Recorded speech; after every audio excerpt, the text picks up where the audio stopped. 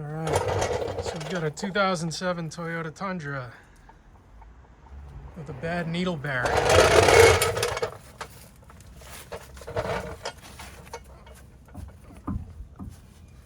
See all the play in this axle here.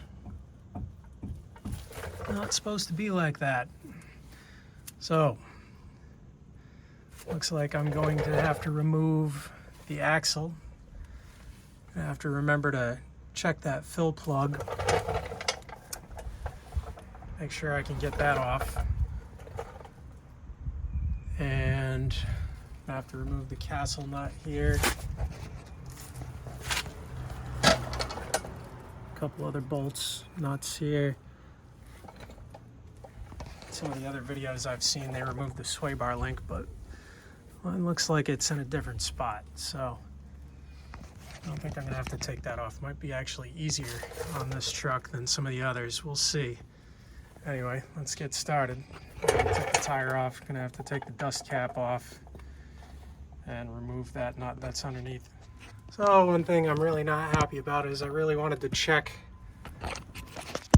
this fill plug that my socket is sticking out of prior to taking all this thing apart, just to make sure I can get that fill plug out of there. Unfortunately, I've got no leverage on the damn thing until the axle's out of the way. So I'm gonna remove those two, this bolt here, this castle nut here. I'm gonna swing the brake rotor out of the way. I already removed a cotter pin there. And we're gonna take this castle nut off and separate this so we can swing this out of the way. Let's see how it goes. Make sure one thing you check before you get into this project and you think you have all the tools is make sure you have the right size axle nut remover. I had to go to Napa and pick this up. It was like close to 30 bucks after tax. 39 millimeter 12 point for all 2007 through 2021 Tundras. The two castle nuts here and here are 24 millimeter. Once you get your two 24 millimeter castle nuts off, this last bolt is 24 millimeter.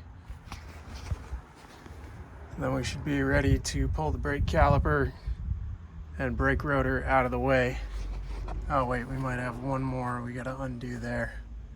Yeah, I'll have to see what that is. Right here.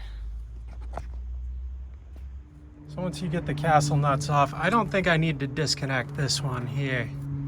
I think this thing is just gonna swing out of the way. The whole assembly is just gonna swing out of the way. Got my tool on there at such an angle. Kinda couldn't get it in the way I thought it would go in. I was trying to get it in like this, but it slides right in from the back there. So let's take a 3/4 or whatever this is, pop that ball joint out and see what we're working with. I still have one more bolt that might have to get popped out down there. I'm not sure about it yet though. There's another 22 millimeter bolt here that I didn't see, so there are two of them. I'll take that out. Once you take that last bolt out, then you're able to move this out of the way. I'm gonna grab a bungee cord just to hold this whole assembly out of the way. And then we're gonna work on getting the axle out. Probably get the slide hammer for that. All right, so I bought Harbor Freight's cheap slide hammer. There isn't an attachment on there that was gonna work too well. I thought maybe this one would, but regardless of that, I got impatient and couldn't deal with it anymore. So I used a small pry bar, got underneath and pried that axle loose. and then I was able to come around to this side and just pull it right out. So now we're gonna see if we can get the tool in there, the East Coast gear supply tool, and remove that needle bearing. All right, so once you get your axle out and you remember to put a rag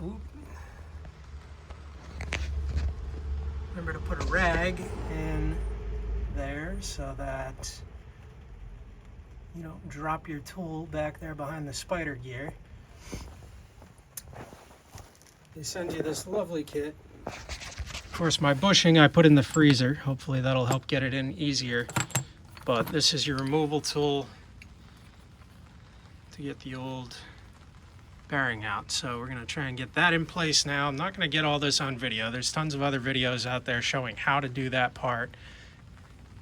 I'm sure you all know how to get fasteners off. This is just a video specific to the Tundra because I haven't seen any more out there, or haven't seen any videos specific to the Tundra yet. Also gonna put a new seal in there. So I'm gonna get the old seal out first, do that next. I cannot get that fill plug out even with power tools. So fortunately, because I have the truck jacked up at an angle, I didn't lose any oil. But eventually I'll have to see if I can take this to a shop and have the oil changed in that differential. All right, I got the old seal out of there using a pry bar.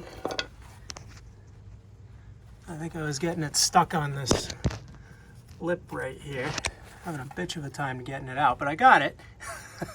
So now let's see if we can get that bearing out of there. That's gonna be the trick. Or it might be easier than I think. Well, I guess lucky for me, my tool went right in where it was supposed to go in 10 seconds. I've seen a lot of people struggle with this in their videos. So now I'm just gonna thread the bolt in there and pop this bearing out. All right, I got the tool in place. Let's see if that bearing comes out now. That's gonna be a 3/4 inch ratcheting wrench or deep socket. I'm just using a deep socket on a ratchet, doing it by hand, not with power tools. All right, that bearing is coming out nicely. What I saw in the other videos on different models of trucks that I watched was that if that bearing doesn't start coming out after a few turns of your wrench or your ratchet, that means that tool is stuck on the lip of the transfer case, not on the bearing. So you've got to reseat your tool. I was lucky. I didn't have that problem. It's coming out easily and nicely. Maybe I just watched enough YouTube videos that I feel like I know what I'm doing. And I'll have to finish it off with a ratcheting wrench because the more you crank down on that 3/4 inch nut, the more this bolt sticks out.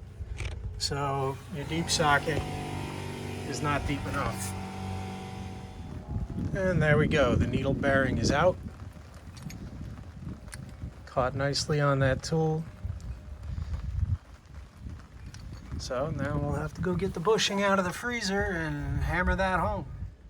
And just for video's sake, I'm putting the needle bearing on there to show there is quite a bit of slop. And I'll bet you once I put that bushing over it, that won't be as sloppy. Here's the bushing fresh out of the freezer. No slop on that. So while it's cold, I'm gonna hammer it in. The part with the little ridge goes in, the flat part goes out up against the tool. All right, it's going in nice and straight. That tool sits on there nice. Of course, there's no place to swing a hammer in there. So I'm destroying a jack handle, but whatever. Small price to pay to get this job done. All right, the new bushing is in. It's flush. Bottomed out, the tool bottomed out where it was supposed to. So now I'm gonna put that rubber seal in place. Saw some guy pack this thing full of grease. I might do that. And yeah, we'll pop that in next. This tool comes apart and the stem will then go on this piece here. It's a little Allen screw to take this plastic bit off. And then I guess the aluminum piece just sits right on there. All right, bushing in, seal in. Packed it full of grease. Now, I gotta put this damn thing back in. The last hassle of lining these splines up and getting it in place. All right, we got a new CV axle going in too. This one started leaking some grease when I was putting it back in. So 130 something bucks at Advanced, or rather AutoZone. All right, new CV axle in place.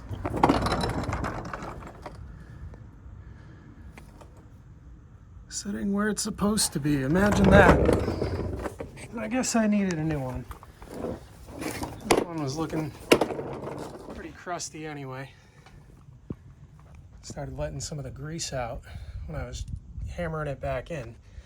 So, whatever. Had to be done. Another 130 bucks plus 40 bucks for a drop hammer. But whatever. All right, I got everything back together. I guess this bottom castle nut did not have to come off, but what do I know? Anyway, I gotta torque everything, so I gotta go online and look up the torque specs. And now we've got sleep pellets falling. Gotta love New England. Gotta love it. All right, she's all back together. New CV axle, bushing instead of a needle bearing. All the bolts are torqued appropriately, and nuts are torqued appropriately. Just Google it for the specs. That's what I did. I can't tell you off the top of my head. Yeah, so gonna put the wheel back on and take it for a spin.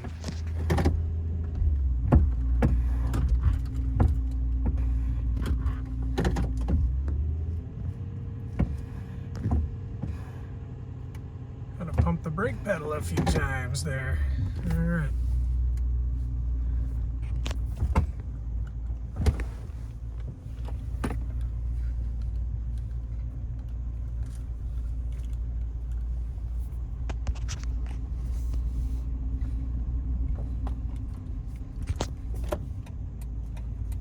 So far, nothing's falling apart yet.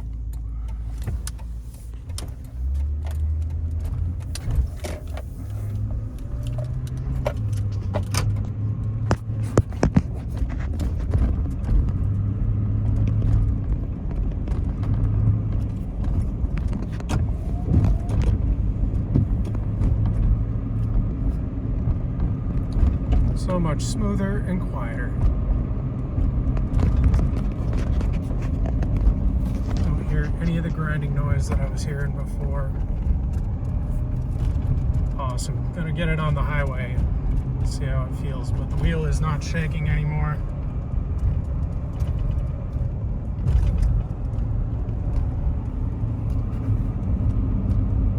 That was the problem, that needle bearing. Sounds like a new truck.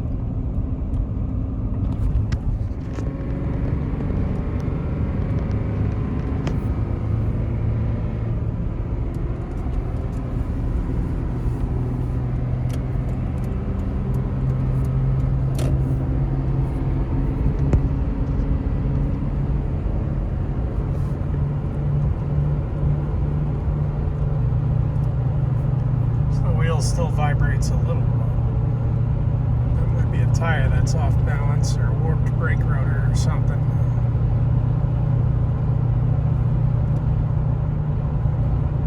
And now we're going straight, no hands on the wheel. It's not bad. Certainly quieter, no grinding.